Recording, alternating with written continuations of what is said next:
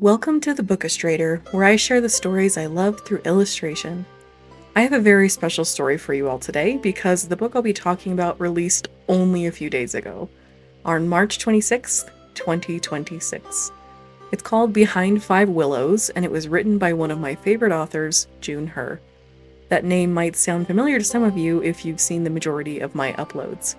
My very first video here on YouTube was based on another of her books, The Red Palace. And my first mermaid short story video was also inspired by one of her short stories. June is an incredible writer, and I'm so excited to share what I loved about her newest book. Right here at the beginning, I want to share something really cool. This was actually a commissioned piece by June herself. She reached out to me last year with the idea of hiring me to create some promotional art for her next book. I was so excited and honored that she was interested in partnering with me on this project. Shortly after, I was given access to the book itself to read ahead. My sister was so jealous, she's a massive fan. The book was just delightful and so much softer and sweeter than her other stories, which usually center around some kind of murder or kidnapping investigation. This time, the story focused more on the relationship between the two lead characters and the nationwide book banning happening in Korea at the time. I would place it in the category of historical romance, if asked. I was buzzing with ideas as I read the book, and made dozens of notes. Shortly after I finished it, June and I had a call where we brainstormed ideas for the art itself. After discussing what we wanted this illustration to say, we settled down on a depiction of one of the most charged scenes in the story, a tense moment between the two characters seen here. But I'll get more into that in a moment. First, I want to give you a more concrete foundation for what this book is about. When I work on scripts for these videos, I always end up writing my own description for the book, highlighting what I want to talk about and mentioning things that interested me the most about the plot, always keeping spoilers far away. But for this, I'm going to be using the book's already written description. I thought it was absolutely perfect and better than what I could have come up with. As the dutiful second eldest daughter of a poor family, society would have Haewon believe that her only hope of a decent life is to marry well.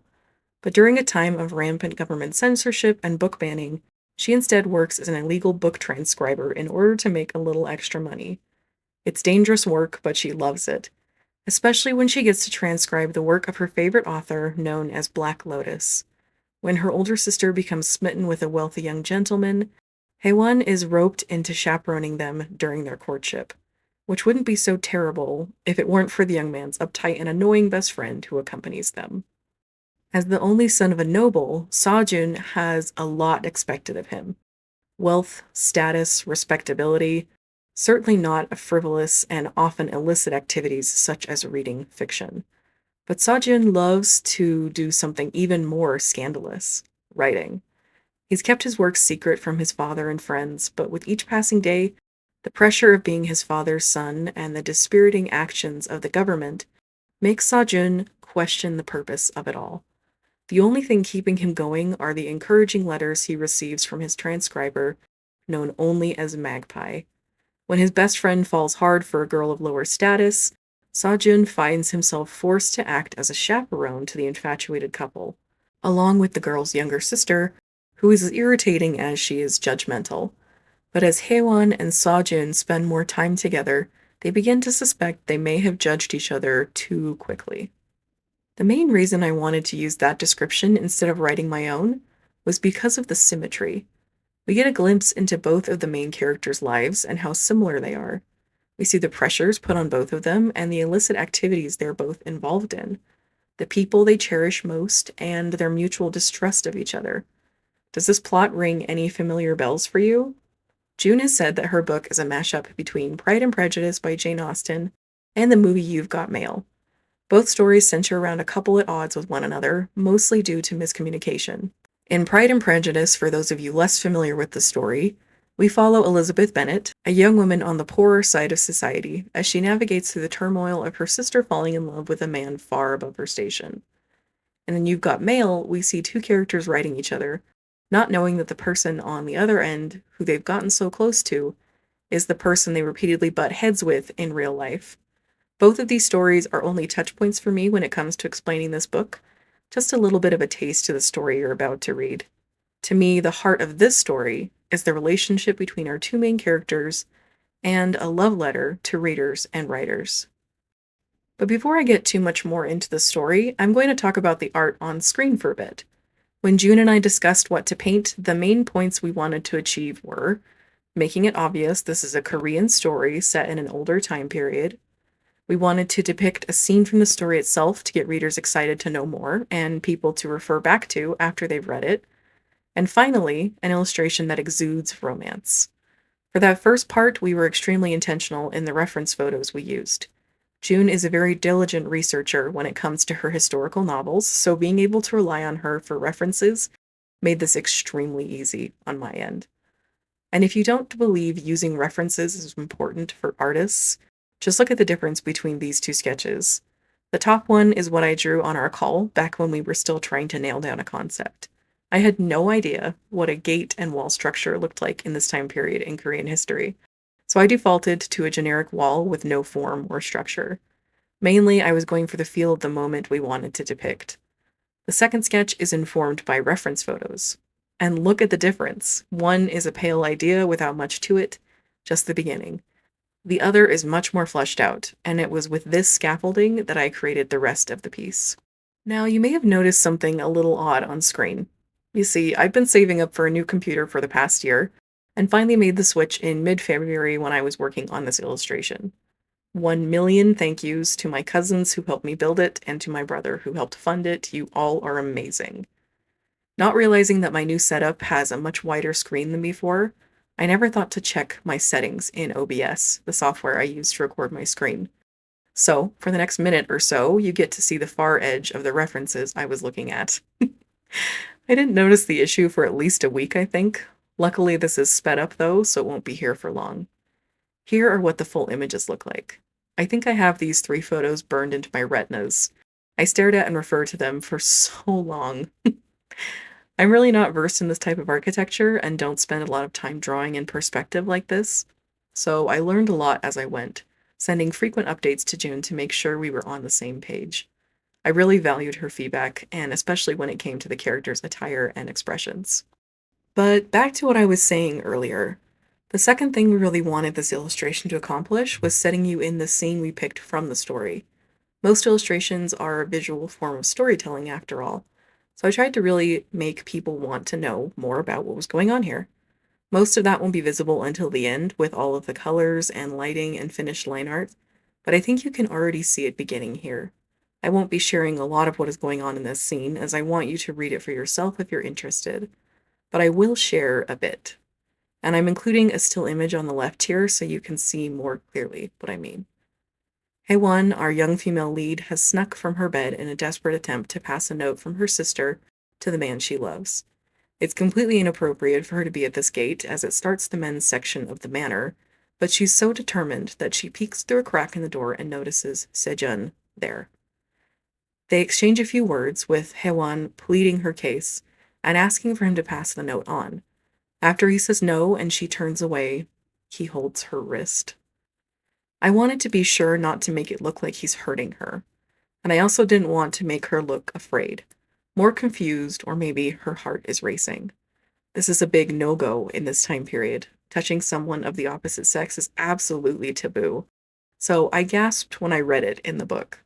His longing and growing affection for her in the scene, the illicit touch of his hand on her, and the dark moonlit night made it an obvious choice when June and I were brainstorming.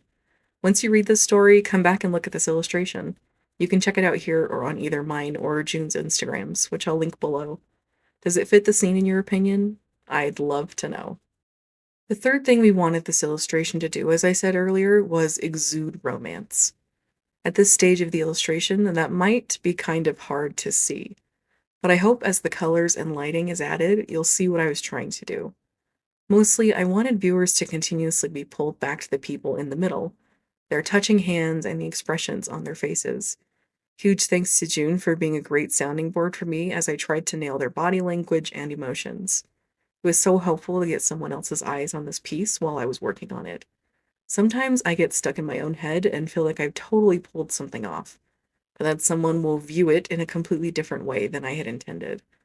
June was able to help me see how earlier on Haewon's expression was too stiff and blank.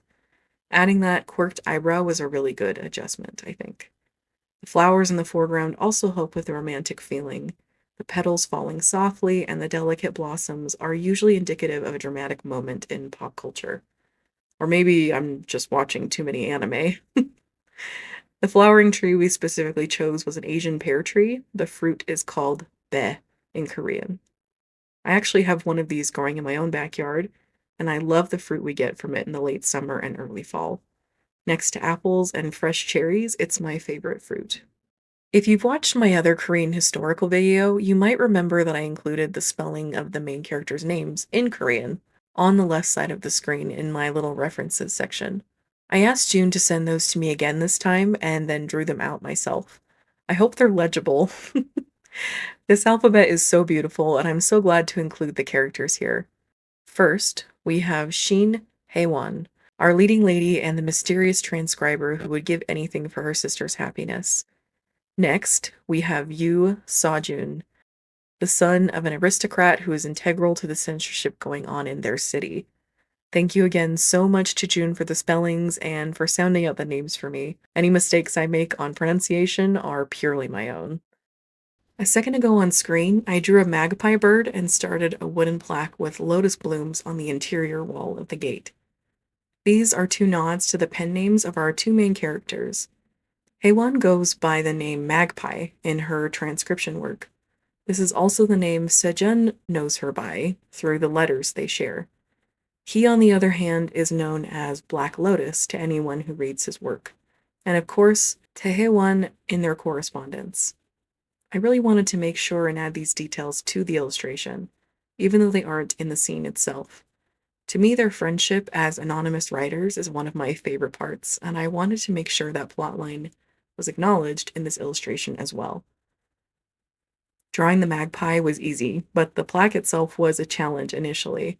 I'd looked up references for what people in Korea at the time would have depicted lotus flowers as, but hadn't found anything 100% accurate from my Google searches. Thankfully, I had a Korean historical expert on my side. June was able to find a bunch of sources for me that I'll share here on the left. I borrowed heavily from this lotus picture in particular, but tried to also make it different enough to not be a one-to-one copy. I would never have thought to design the flowers this way, so it was delightful to try my hand at it.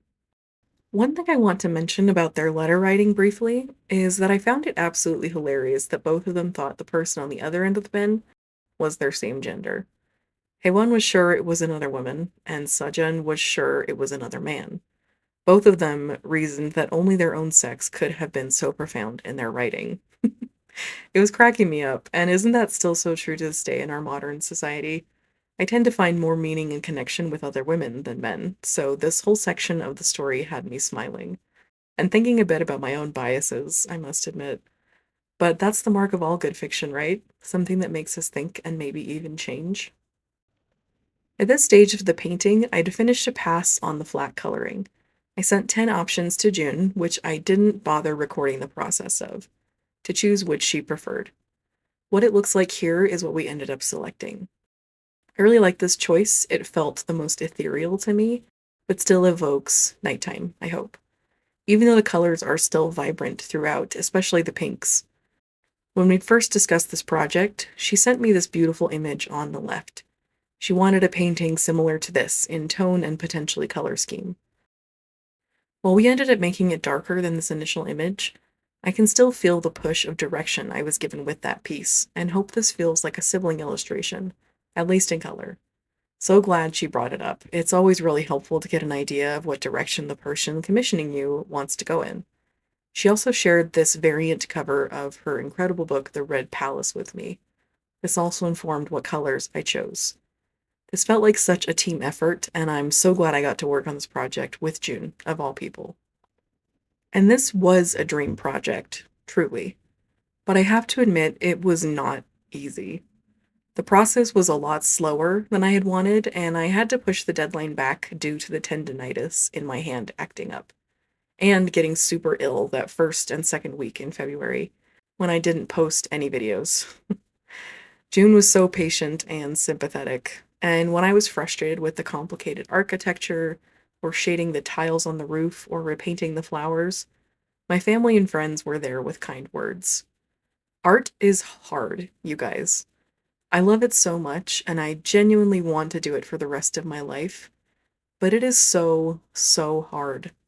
There is so much I don't know, so much I get down on myself about, so much I feel inadequate to tackle, and so much I wish I had done better when I look back at things I make. But real talk here. Back in 2020, I was in a really dark place. All of my self worth for years had been tied to my ability to make art and please my professors in school. When the world shut down, I did too. Suddenly, I couldn't draw. The blank page was absolutely terrifying. I remember thinking that anything I added to that page would be worse than just leaving it blank. But after talking to people and resting and recharging with things that I love, and taking the time to remember why I love to draw, I saw a way forward. It took a lot of effort, and it's honestly something I still struggle with to this day. But I can confidently say now that anything I add to a blank page makes it better. It doesn't matter if it's scratch marks or doodles or words. What I have to say on the blank page doesn't have to be powerful or world shaking. Even a sketch of a chicken for my niece is precious. Because I made it. This painting was hard to do because of all the reasons I mentioned above, but I'm so glad I pushed through it. Sure, there are things I would change about it now. I would spend more time here and there, but I'm satisfied. And even better, the person who commissioned me to paint it loves it. And to me, that is a huge win. If you struggle with loving your art, whatever form that takes, or working on it in general, please remember to go easy on yourself. You're doing a great job, and anything you make is better than a blank page.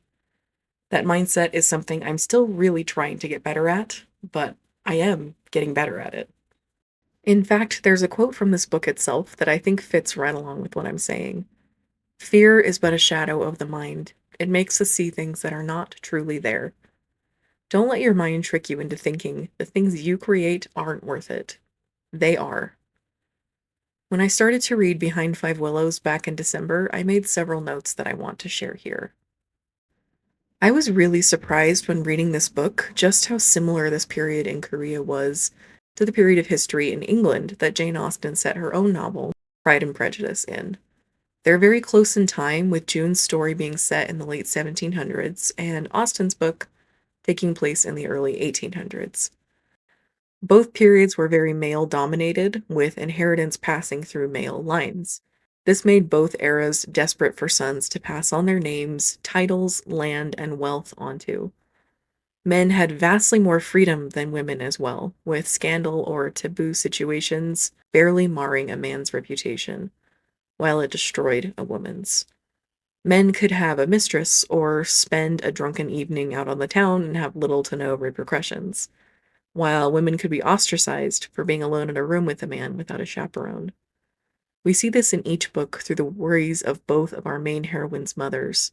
Their fear at being talked about and shunned in society is somewhat comical, but extremely real and potentially ruining. Women also had no rights in either culture, but are held to extremely high standards. There's a quote from the book that I think emphasizes this point really well. There were too many rules a woman had to live by, too many strings attached to her mind, her heart, her very soul, forever pulling and pulling at her. While this was certainly true to these societies, it still rings true to me as a woman today. Propriety, honor, and social decency were also similar to me in both worlds. Classicism is also a huge aspect to both periods and felt strongly in both books. One of the main conflicts, people falling in love with someone from a lower or higher station, is a good example of this. And lastly, the religious fervor and blind devotion to the hierarchy were so prevalent in each narrative. There was no religious diversity in either culture. I love that in June's book, this is more of a discussed topic than it is in Austen's. It's such an interesting facet of the time and something I wish more books discussed. Another part of the story I loved learning about was the book banning that was widespread in this era of Korean history. Actually, loved is a strong word. Book banning is abhorrent to me. But reading about it here was certainly interesting. Most of this government-sanctioned ban came about, at least in my understanding, from a fear of dangerous and corrupt ideas. Books that were from other places, mainly from China, were on the ban list. So was fiction, as it encouraged thoughts other than what the government agreed with, and was all considered improper. Here's another quote from the book on this topic, how our main character feels about the banning of books. Books give our minds wings. Knowledge ought not to be feared. What do you think of this? Are there books in our modern world that you believe should be banned from the public?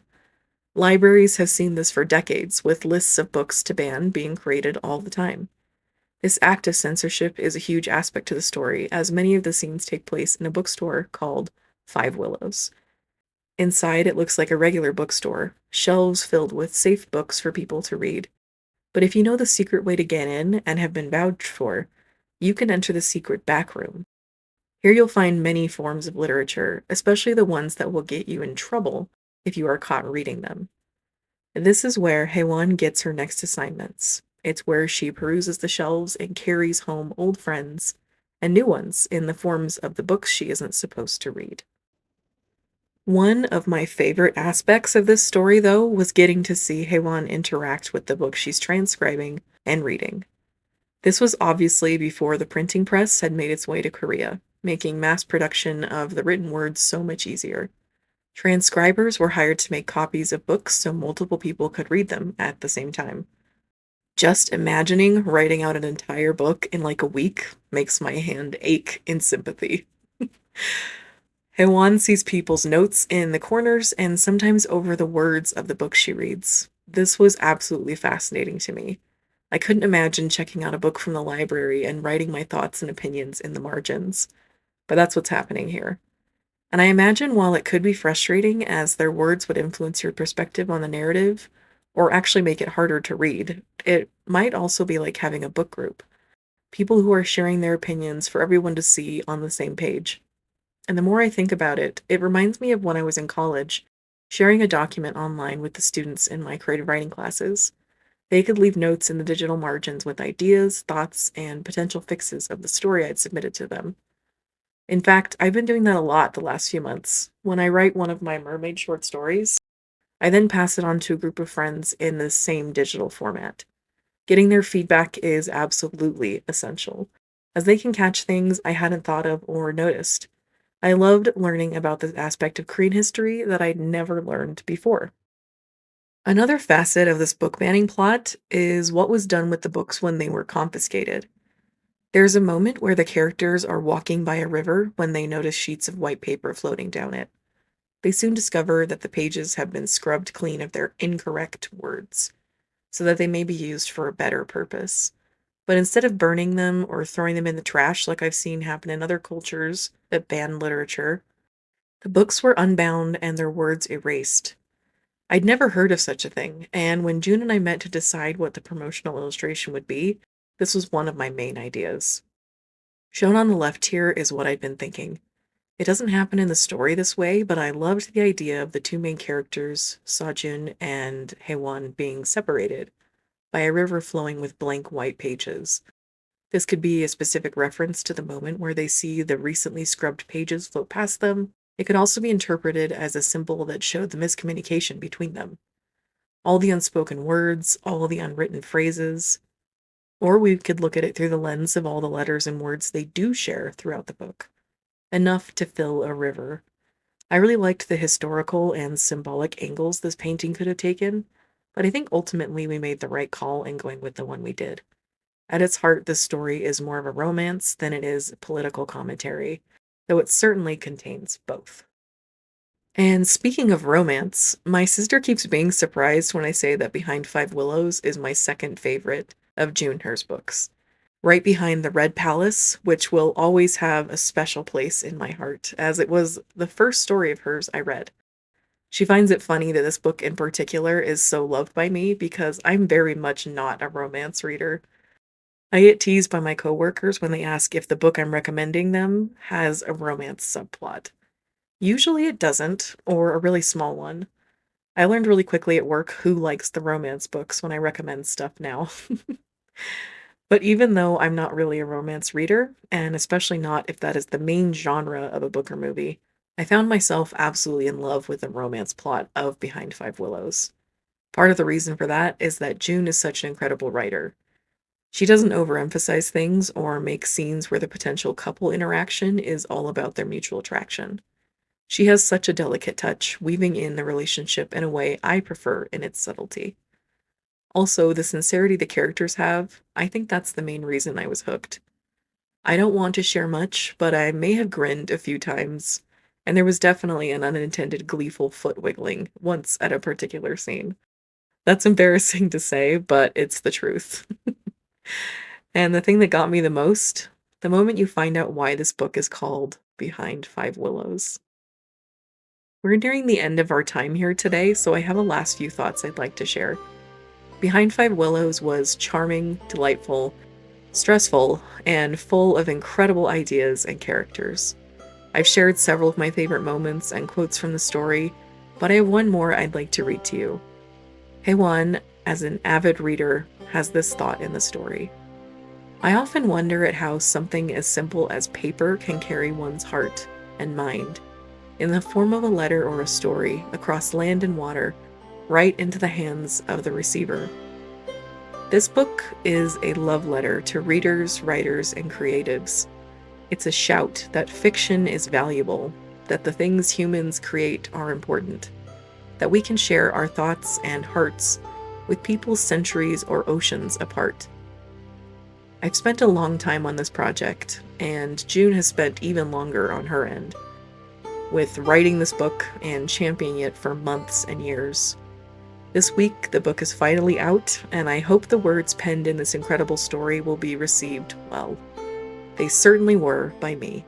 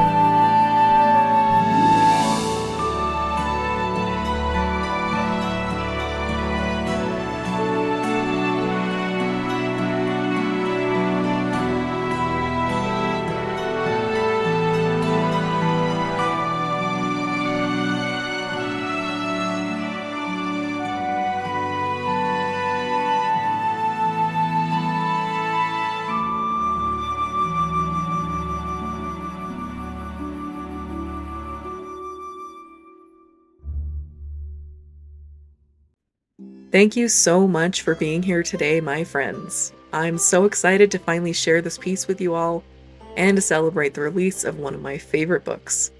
It was such an honor to work on this project with you, June, and I hope the world loves your story as much, if not more, than I do. You can find Behind Five Willows at the links below, and be sure to follow June as well. I hope you have a wonderful rest of your day or night, and then I'll see you in the next one. Bye!